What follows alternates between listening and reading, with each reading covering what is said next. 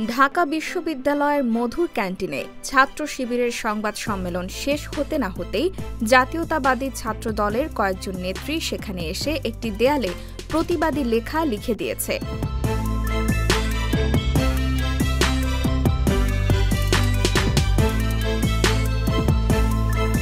দেয়ালে লেখা ছিল, মধুদার হত্যাকারীরা মধুতে কেন?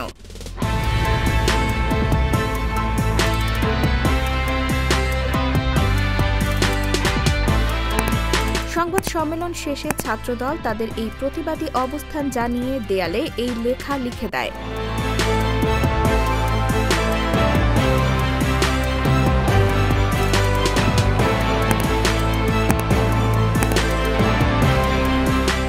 এই ঘটনায় দুই পক্ষের মধ্যে নতুন করে রাজনৈতিক টানাপোড়েনের সৃষ্টি হতে পারে।